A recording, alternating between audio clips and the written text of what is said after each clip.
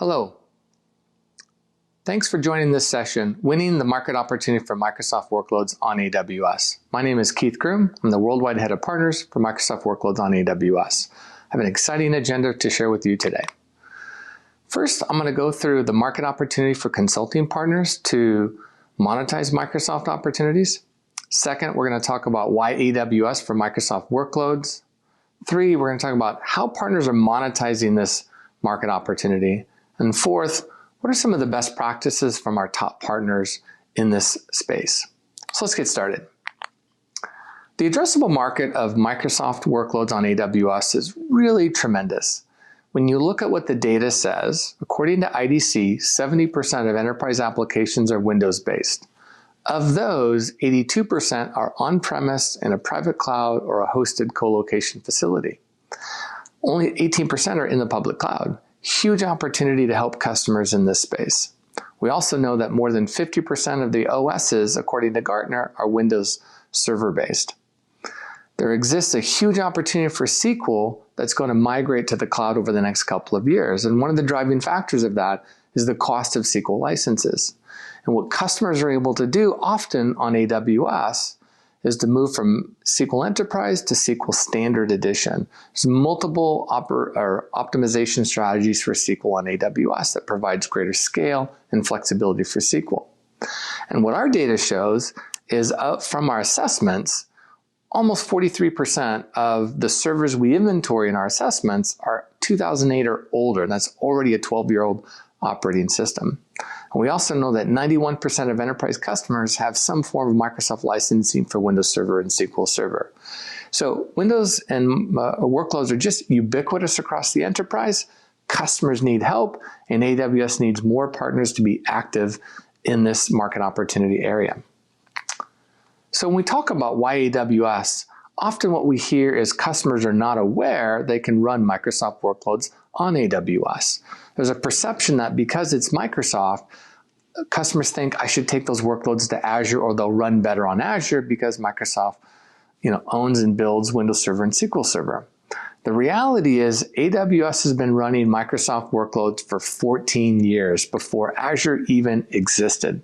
We have millions of active customers, and we've been running Windows workloads at a level and scale that no other cloud provider has actually even achieved at this stage.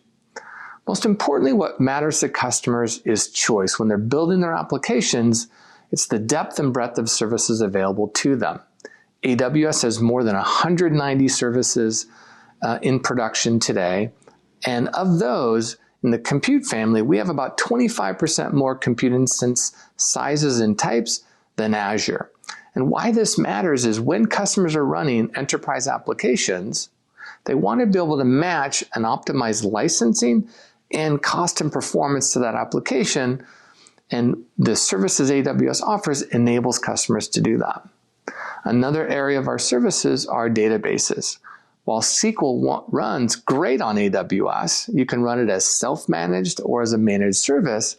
There's also the opportunity to modernize SQL by moving completely away from SQL to something like Postgres or Aurora, our cloud-native database option.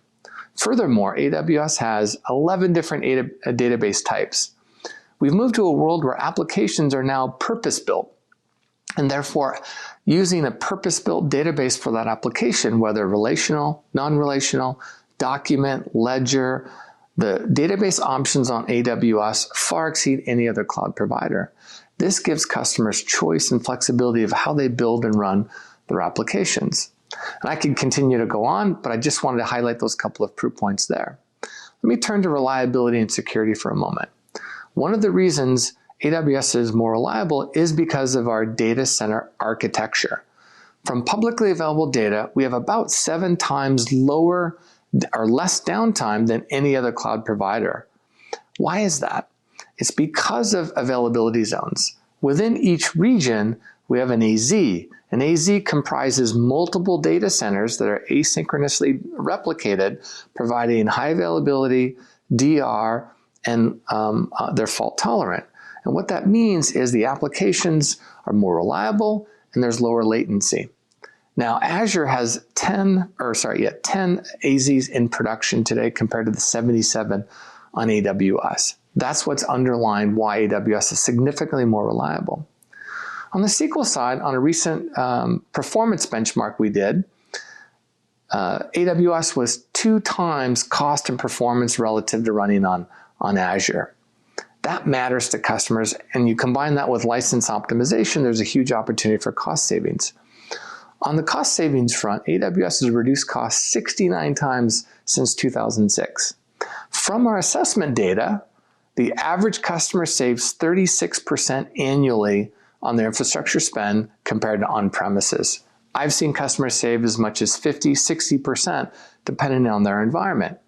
And how they achieve those savings is in part by leveraging multiple licensing models, which include BYOL licenses, license included, and taking BYOL licenses to dedicated host offerings. And so with customers that don't have software assurance on Windows Server, SQL, or other Microsoft licenses, our dedicated hosts enable customers to use those licenses. You cannot take a license to Azure unless it has software assurance. It's not the case currently on AWS. As I mentioned, we have millions of active customers with tremendous expertise and experience running Microsoft workloads. So let's turn to the typical customer journey. What we see partners doing is meeting the customer where they are.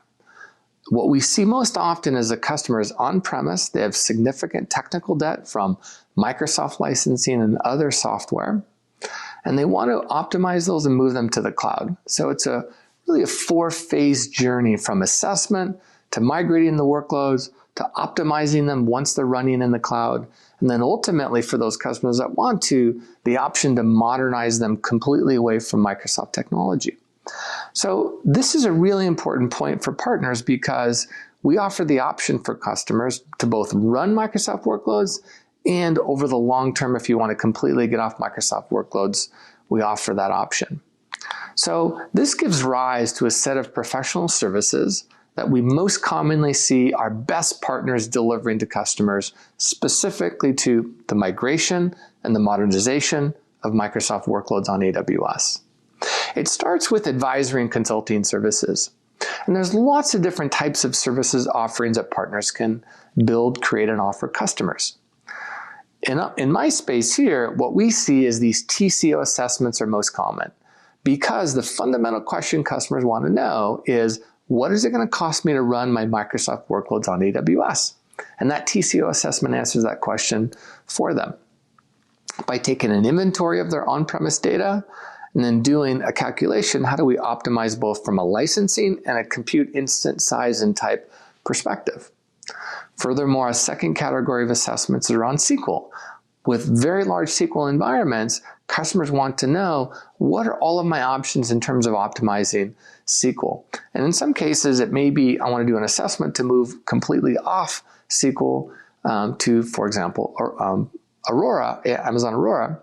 And therefore, you would need to use something like our schema conversion tool that shows how much of SQL can easily be translated or recoded over to Postgres versus what are the stored procedures that are really difficult that will take more code development to do.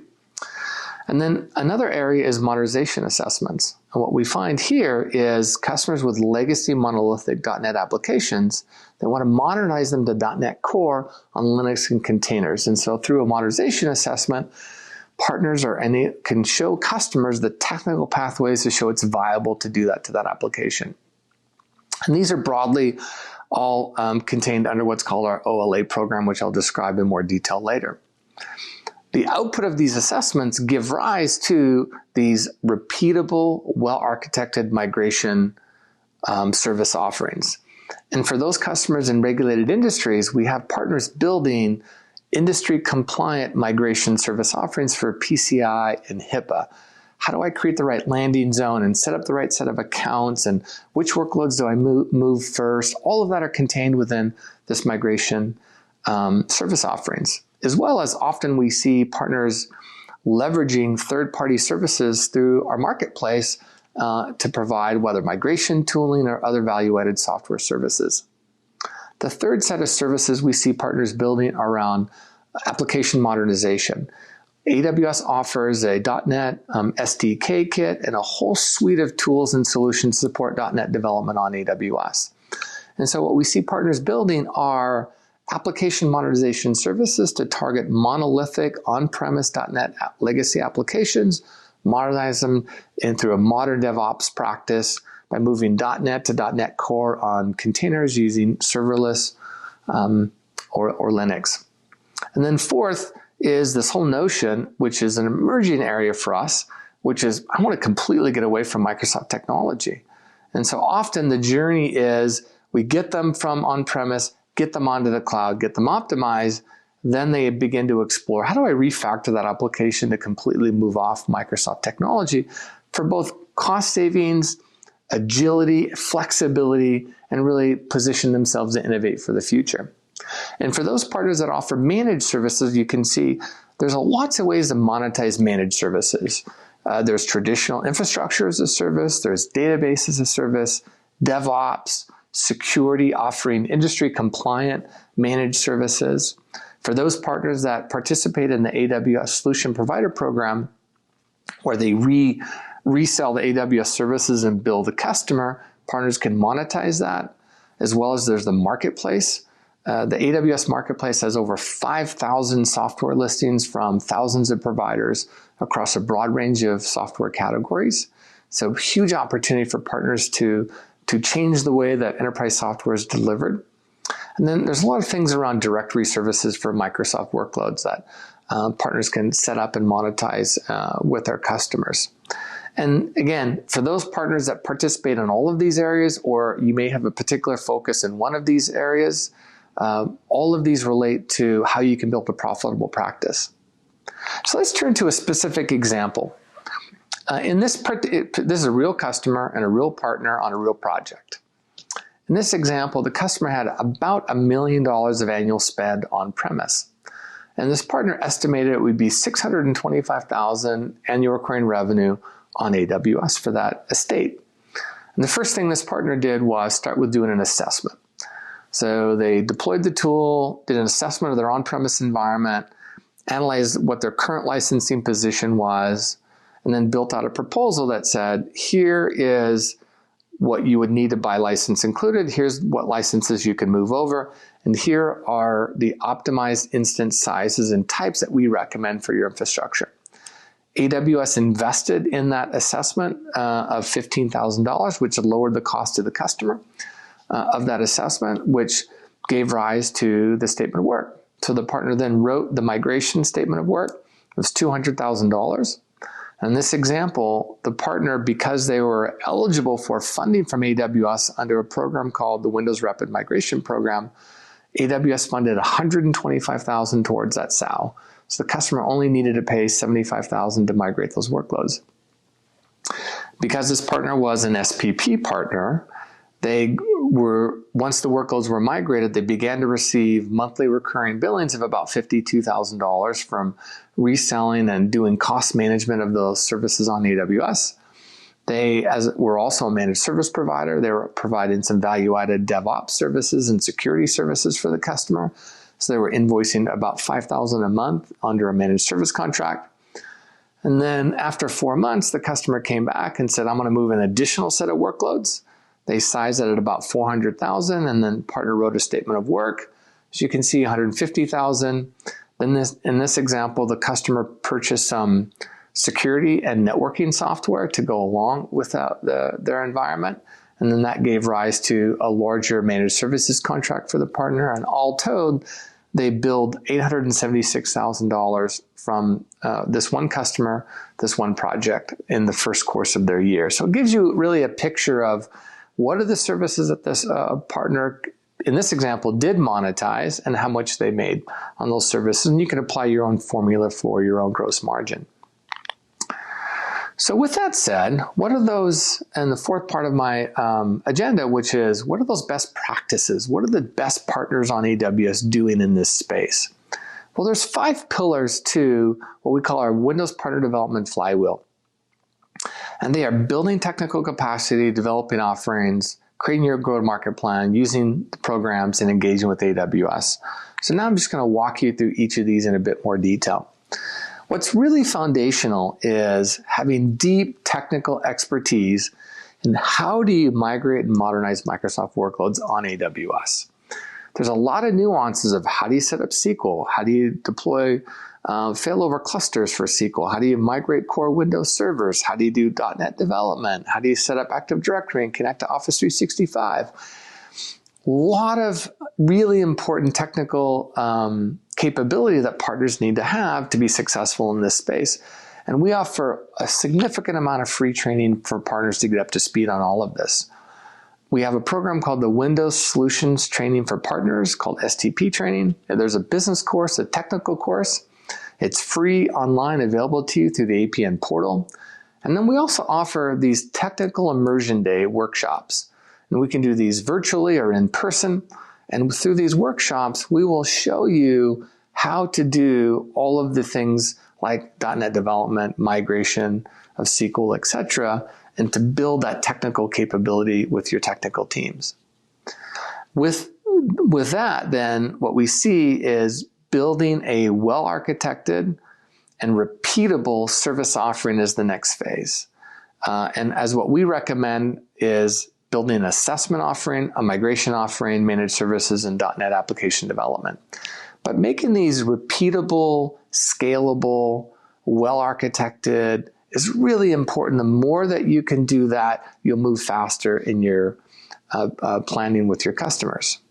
And that enables you to build your go-to-market plan. With these service offerings now, putting up a microsite on your website that explains the service offerings you have around migration and modernization of these workloads. Creating a demand generation campaign, things like publishing technical blog posts, taking the work you complete with customers and requesting the customer to be a public reference so you can showcase your work is really important. And then the third is using the APM programs. So participating in the ACE program where you register your opportunities. And as you get more wins under your belt, earning one of our APN designations like the Windows EC2 Service Delivery Badge or the Microsoft Competency. Those are really important because they will give you this public distinction. You can showcase with your customers you have the deep expertise and have proven you've deployed these workloads on AWS. And then I'm showing you earlier how the funding programs can help you accelerate your deals. What we know is this.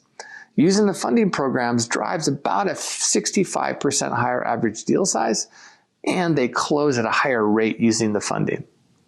And finally, it's learning how to engage with AWS. We have a lot of different sales teams. And then we also have professional services, we have specialized sales, we have the partner teams, we even have the engineering service teams. So there's a real mental model to how are you going to learn to engage with these different teams if you're new to AWS. It's a really important skill to learn. But these are the 5 areas that we see partners, our most successful partners, are really, really good at each one of these. So let me just spend a couple more minutes to dive into our funding programs. So I talked a little bit about the assessment. And so once you build an assessment offering, or we can help you build that assessment offering, it's foundationally built on one of the market tools. We have a tool called the Migration Evaluator, or there's a third-party tool called Cloudimize and CloudJump. And learning how to use these tools to conduct a proper assessment of Microsoft workloads will enable you to present to the customer a very clear and accurate picture of the financial benefits of moving those workloads to AWS, what the cost is going to be, what is the savings going to be, and what are the recommended types and sizes of instances. All of that is covered throughout this assessment. Really important factor that will set you up for building your migration plan for that customer. The next area is the migration funding programs. For all partners, there's a program called Partner Opportunity Acceleration. This is where AWS will invest into a portion of your statement of work, and we base it based on what's the expected annual revenue that you're going to drive from that migration project. So all partners are eligible for 15% for Microsoft workloads. So if you expect it's $100,000, we'd invest $15,000 to you in cash to lower the cost of your statement of work to the customer. For partners that are eligible for the Windows Rapid Migration, we fund up to 30% of the 12-month ARR. Again, you must be eligible partner having one of the following capabilities: Windows EC2 service delivery, Microsoft Competency, or Migration Competency. Then there's the map for Windows. This is large migration. It's only for Migration Competency Partners. It's minimum $1 million in the US. It's a little bit lower threshold, $500K for countries outside the US. And there's a 50% match up to $400,000 for what's called the mobilize phase.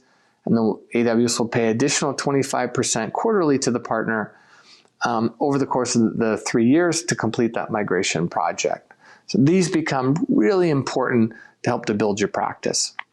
And then the final program I just want to quickly highlight is for those partners that are focused on modernization and moving customers completely away from Microsoft technology. So in this program, the customer must be using Microsoft technology, and the end state of the statement of work, the objective, is that they're on AWS Cloud Native, not using Microsoft technology. So for that type of project, like moving .NET to .NET Core on Linux or containers, or moving SQL to Aurora or SQL to Postgres, we'll fund 35% of your statement of work or 50% of the statement of work for a customer reference, as well as there's an assessment phase of funding, because that's really important to help determine the viability and the technical pathway for those workloads.